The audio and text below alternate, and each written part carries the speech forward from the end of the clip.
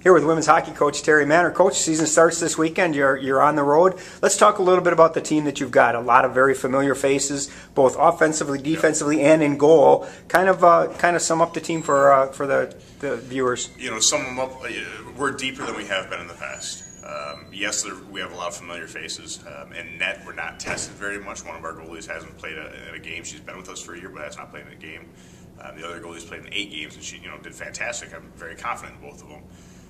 Defensively, I think we're very solid. Offensively, we're definitely deeper than we were last year, which is always a positive. One of the obvious faces that isn't there is Diana Stewart, 2-time All-Conference.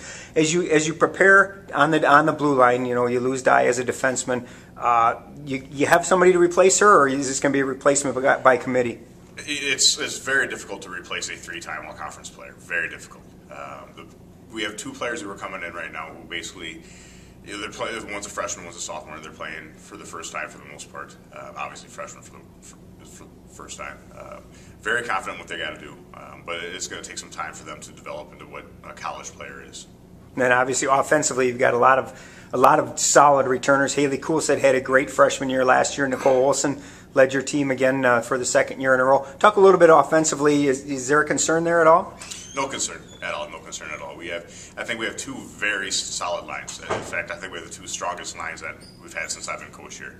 Our 3rd and 4th line, I think, are very solid. I'm not expecting them to get a lot of goals out of them, but I strongly expect them to not get scored on, and I'm very confident with that.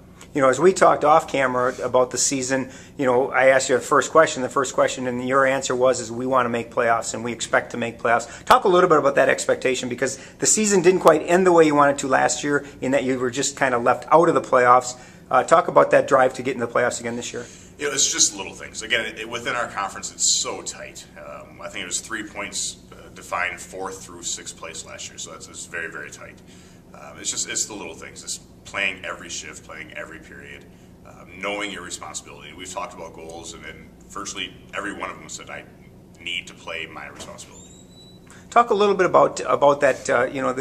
The start of the season now. You open up with a couple of non-conference games against Lake Forest. What do you expect as you guys head to Lake Forest this weekend, from a standpoint of, as the coach, what do you want to see from your team this weekend? Us to improve from every period. I mean, it's typical. First 2 games are going to be ugly. They're going to be, our systems aren't going to be crisp. Players are going to be kind of second guessing themselves.